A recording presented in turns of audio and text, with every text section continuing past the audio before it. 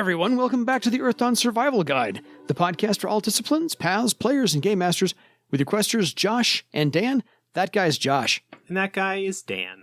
And on today's podcast, we'll be discussing all things thornical and highfalutin, because we're going to talk about the Ranelle of the Elven Nation.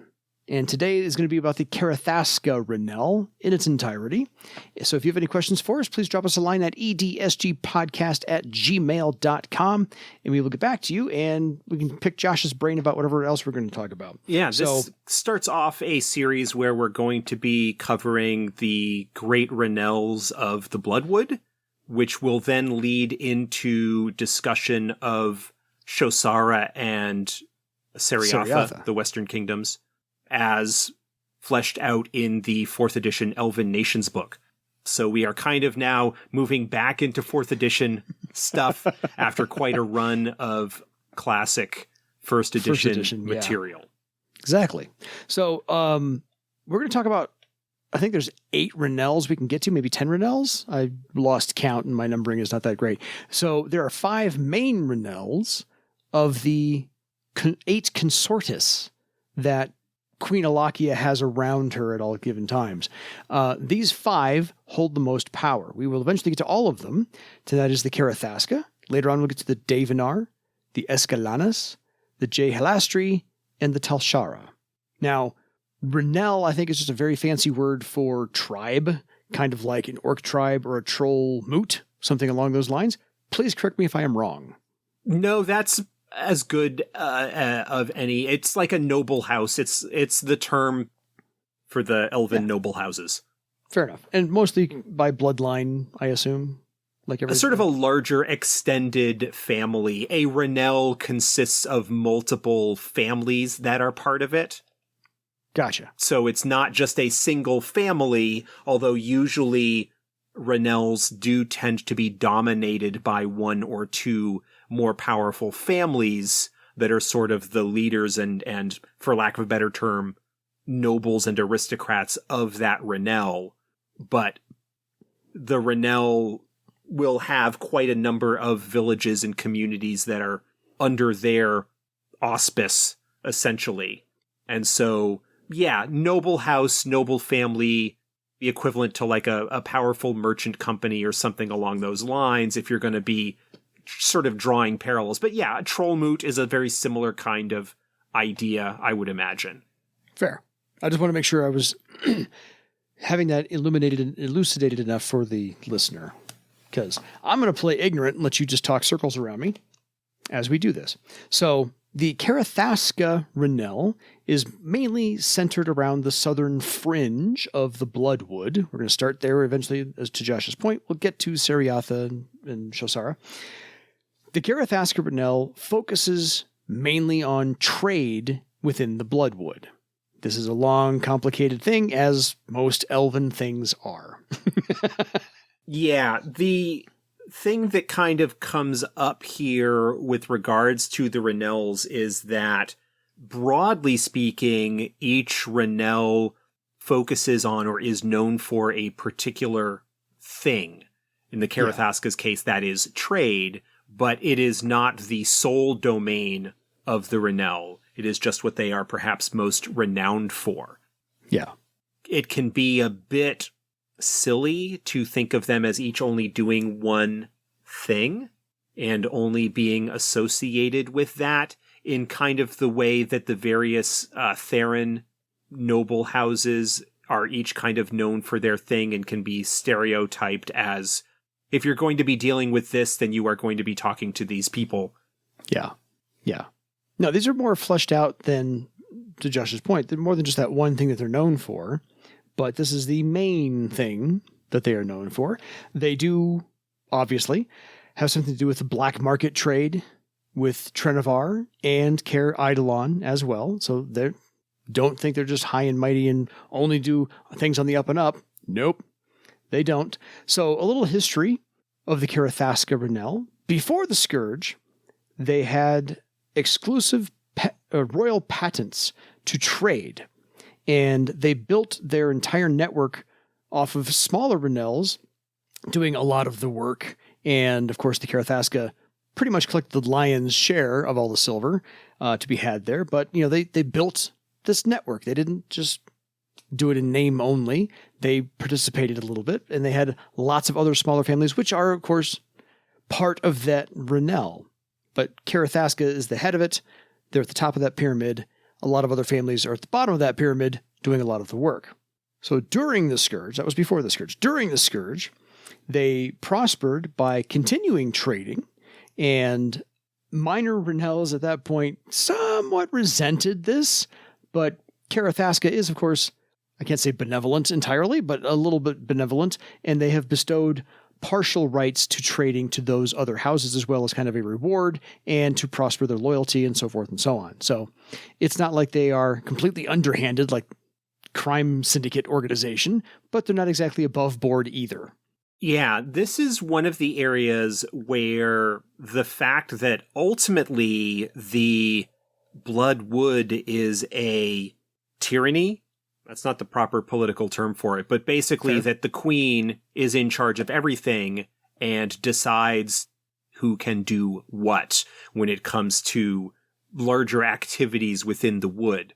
Certainly the queen does not interfere with individual craftspeople performing their crafts or harvesting crops or doing their gathering or hunting in order to sort of feed themselves.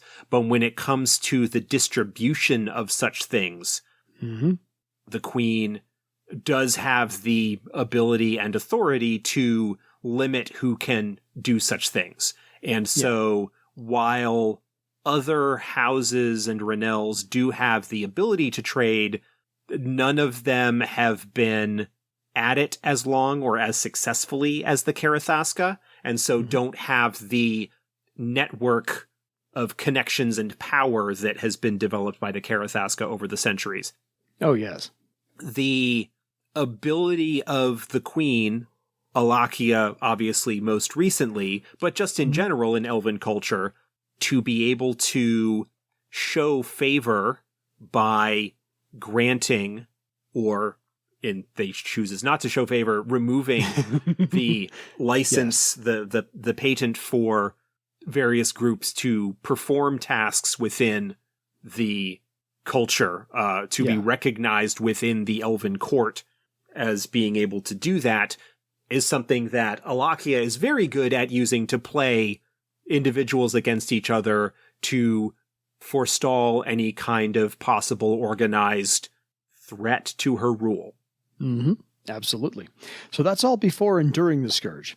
Since we are, of course, forwarding the timeline in 4th edition to after the Scourge, even 1st edition was after the Scourge, of course, Carithasca, like any good trading network, wants to expand, and they dream of establishing a trade outside the Bloodwood. However, Alachia says no. Well, Alachia says no, except for Kaer Eidolon. Carithasca Ranelle has the exclusive right to venture outside of the wood to Kaer Eidolon for the purposes of what limited trade is permissible with those outside the wood, because there are still things that need to be brought in from outside, desirable goods. And of course, the Carithasca take advantage of this privilege by also bringing in things that aren't necessarily allowed. Yeah. But of course, the queen turns something of a blind eye to that as long as it isn't causing too much trouble. Because of course, that would give her justification at any moment if she decided she wanted to cut the legs out from under the Carithasca. Yeah, absolutely. So, of course, if they were to establish trade further outside the Bloodwood, this would increase their wealth and power, always. But what they really have in mind, aside from that, because it benefits them, is to really start the return of Bloodwood's prominence, because they inherently believe that elves are innately suited to leadership. So this is the Carithasca highfalutin elves know best, and they want the Bloodwood to reassert itself and be actually the center of Barsave instead of Thrall. this is the Carithasca's secondary motive. Yeah, I was going to say, the Carithasca certainly are interested in the financial power and wealth and influence that the trade outside the wood could bring them. Mm-hmm. But I think that is more of a primary concern over the possibility of becoming significant political players within the broad scheme of things. I think that they see political influence as a means to an end, and that end being to fill their coffers with even more wealth. Because as we are all well aware, I'm sure wealth brings with it a corrupting amount of influence and leverage. No argument here. So that's the overall view of the Carithasca, where they came from, how they survived, how they got through the Scourge, and their prominence. But some other Ranelles just see the Carithasca as jumped-up commoners lacking manners and taste. So if you get the idea that they are all pomp and circumstance, they're kind of not. The Carithasca are known for knowing the prices of everything, but the value of nothing. At least that's the common term going. There's the common slang held by a lot of other of the Ranelles who look at the Carithasca at court. A bit of an inspiration that you could take for that relationship is the rise of the mercantile class in the Middle Ages, and especially as you get into the Renaissance and whatnot. The idea of trade making individuals who are not aristocracy into wealthy folks who have influence and abilities of their own, whether individually or collectively through a guild or some other organization, that gets to be a little bit looked down upon by those with more traditional and longer lineages of power and nobility. Yes.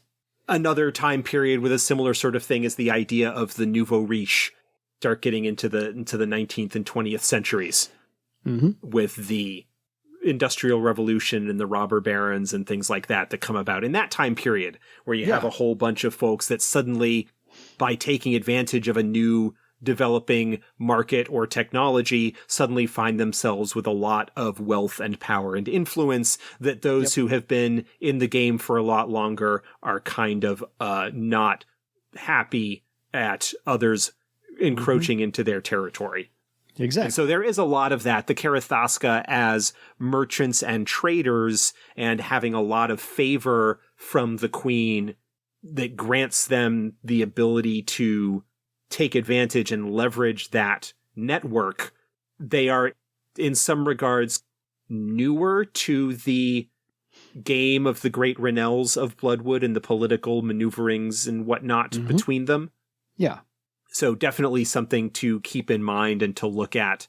And I think as well, another aspect of that is perhaps a view, especially from the more long-established Ranelles, the Carithasca's connection with the outside world through Eidolon could perhaps be seen as something of a dangerous or corrupting influence in terms of infecting what is, in popular Bloodwood cultural sense, the purity of the elven nation. Exactly. I like that. So a little history, some legend and or history to throw in your campaign if you'd like to do so. It is said that Eamon Carithasca was among the 10 warriors who accompanied Queen Dahlia on her perilous journey where they were all smote by a dragon, because all of them died. But again, maybe they just claim somebody who they knew was there, because none of those names were written down anywhere, but they claim that one of their own was part of that 10. And the rise to prominence didn't really begin until late in Queen Phalia's reign. Phala's reign. Because they were the exclusive provider and trader of Saenor, a very tasty river grass, which is hard to come across. So that's what pretty much got them good favor with Queen Phyla. And they were awarded a land grant along the northern Mothingale River to develop that grass so that she could always have some. So a little bit of history for you. So in case you want to weave those details in. And this is the fun part. Ethenia, Carithasca's son, soon wed Queen Phyla's chief blood warder, tying them even closer to the queen's court at all times. And that's when they were granted consortus status. And they did back Alachia's rejection of Theron protection openly, but secretly. Comments?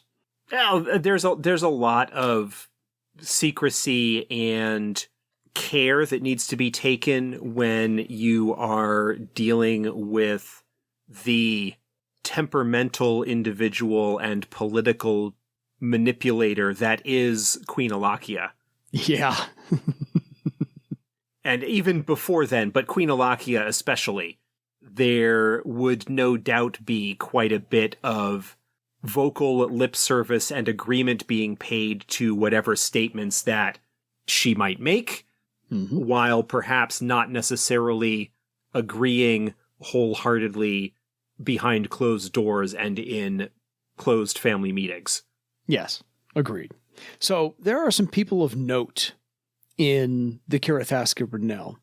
And since we did this with the troll moots, the movers and shakers, the people to really be aware of in the troll moots, we're going to do it with the Carithasca Ranelle as well. So Ethenia, Carithasca, since we just brought her up, is the matriarch. She was known as a brilliant dancer and brilliant flute player. Hence, she courted favor with the queen because she was a very good performer. She served as consortus until after the Scourge because she was appointed by Queen Phyla, and also served as consortus for Queen Liara and now Queen Alachia. So she's actually been consortus for 3 queens in a row, and she's got a very strong friendship with Queen Alachia. Her eldest daughter, Ranelle, didn't survive the Ritual of Thorns, so this adds some complexity to the character of just singer and dancer and flute player. She opposes the Elven nation Bloodwood isolation, but she's slowly working on getting Alachia to maybe drop that notion. She knows it's the long game, so she's playing the long game against Queen Alachia because she knows it's not going to turn on a dime and she'll change her mind overnight. Well, it is very clear that, given the time scale and the number of individuals involved, that Ethenia is quite a bit longer lived than standard elves. Read into that what you will. Yes. Her relationship with Alachia and the queens before them, especially if you ascribe to the idea that Alachia has probably been queen of the wood before, that Ethenia and Alachia go back a lot farther than even the public relationship would seem to indicate. And so this starts potentially getting into these immortal elf family relationship things where they know each other very well because of this long association. And much like a lot of the other things that go on, some care needs to be taken because Alachia can exile folks. But also, by the same token, eventually they all kind of need to come back together because they're the only ones that truly understand each other.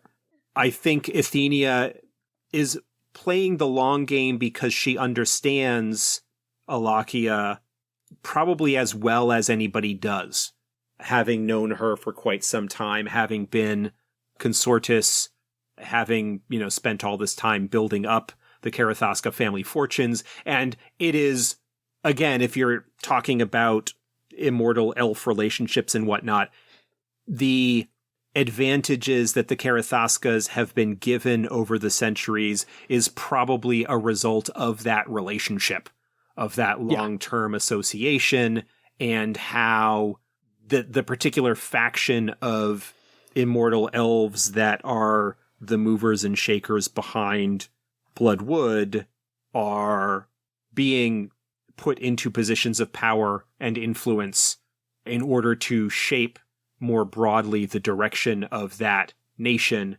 despite it having sort of been interrupted by the Ritual of Thorns and its aftermath, in much the same way that there are probably a bunch of prominent folks in positions of power in Thera that are not too far removed from the original founders of that, because that's kind of the underlying motivation behind a lot of what's going on between the broader strokes of nation versus nation relationships in Barsave and the broader world. Fair. So, lest you think that Ethenia is still in position, she passed her position of consortus down to her nephew, Halion. So we're going to get into Halion Carithasca now. He is the eldest son of Ethenia's favorite brother, and her favorite brother and his wife also died during the Ritual of Thorns, because it's just tragic. So, the only remaining family she has left, honestly, is her nephew, Halion. Halion is more of an easygoing approach to elves, so he's not as highfalutin, hoity-toity. He does make frequent trips to Trenevar, and his main personality traits are he's clever, patient, and observant. So if you want to use him as an NPC, those are the things to lean on there. He does hold Alachia in very high regard. He knows that she has a blind spot for outside affairs. Anything external to the Bloodwood is usually her, I can't say Achilles heel, but just something she doesn't pay a lot of attention to. She's focused on the Bloodwood, and that's where she wants to be. And Halion does not have any animosity toward the Therans. And my favorite quote was, he doesn't consider them worth despising. Yeah. So I think just a very interesting character to be using in your campaign if you come across one of the Carithasca. I would use him personally because I think he's a far more engaging character to use. Yeah, and the motivation there is basically that, well, the Queen exiled the folks who went on to found the Theran Empire, and clearly she was right to do so. What possible threat could their descendants pose? Doesn't consider them worth despising. Great. This is basically take what you can from them, make a profit, and move on, and forget they exist. So that's how he kind of views the Therans in any way, shape, or form. The last one to pay attention to is kind of important in this regard. It's Captain Trellius. He was one of the elves born after the Scourge. He took the Ritual of Thorns at age 15. He does not think it needs to still be a thing, and so he's vocally opposing any more Rituals of Thorns for any other elves, because the Scourge is over. He doesn't see the need for it anymore. So kind of a complex character there as well. And this is the one people actually might run into, this character, Captain Trellius, because he is the smuggler of ordinary goods and some illicit cargo up and down the river, because he frequently goes to Kaer Eidolon, and he's allowed out to trade with the Tiskrang, and even the Tiskrang are appreciative of his riverboat skills. And so if anybody badmouths Captain Trellius, they might find themselves on the wrong end of a boatman's tail, knocking them across the room, because even the Tiskrang respect the elf Captain Trellius and his riverboat skills. Although he doesn't have a riverboat in the sense that the Tiskrang do, he has an elven sailing vessel. Yes. So it is a sailboat. I'm pretty sure, and I'm double-checking here right now. It's fine. I misspoke about the boats. Yeah, Captain Trellius actually does make an appearance in Heavy Metal Queen, one of the adventures in the Legends of Barsave series. Nice. Because that adventure does involve traveling into Bloodwood. Mm-hmm. He is the means by which the player characters actually make it into Bloodwood. Well, yeah, that makes sense. So that is a connection there. I like that. By the way, Captain Trellius is also a useful link to the Songbirds spy network. He may not be part of the network, we're not entirely sure, but messages somehow seem to get on his boats, and they get delivered to other places. So he's the key, the integral part of the spy network, getting information into Bloodwood and out of Bloodwood as the means go. So Yeah. Any further thoughts you have on the Carithasca Ranelle? No, the only other thing that I would mention is that, again, if you are going to be approaching it from a possible immortal elf point of view, that Ethenia stepping down in favor of her nephew is also a good starting point for her to retreat from public life and kind of possibly hide her, if she is immortal, hide her nature as such, in much the same way that other immortals have stepped back from public life for a generation and to come back later in another guise, perhaps as the descendant. I'm reminded of the Hobgadling story from The Sandman. Hobgadling being a man who, as a result of a bargain or a bet of sorts between Death and Dream, Death agrees not to take him until he asks to. Yeah. And then the story basically is every 100 years, Dream meets with him in this particular tavern and catches up and sort of tries to understand humanity and see why it is, or, what's going on. And Hob in one of the things mentions, that he goes away for a little bit, then comes back as his own son, and he's done that a couple of times now. Yeah. There's that very similar kind of idea in play there for those immortals who are being a little bit more public about their presence, not as immortals, but being more forward-facing in terms of their role in Bloodwood politics. Yeah, agreed. So I think it's a fascinating dive into the first Ranelle, and I think this is a good one to start with. Honestly, yeah, this is the one that is most likely to be one of the first or most common encounters that non-Bloodwood groups are likely to have with Thorn Elves, because they are the ones that are more likely to be outside of the wood as a result of their trading network. I mean, you don't run into Blood Elves outside the wood very often in general. Yeah. But any group that is going to be dealing with Kaer Eidolon, for example, whether stopping by as just a visit or whether it's going to be the base of operations for some expeditions or other within the area, the Carithasca, Ranelle, and the Telshara are the other ones that are most likely to be the Ranelles that player characters would encounter and deal with outside of the wood, particularly in Eidolon. Fair.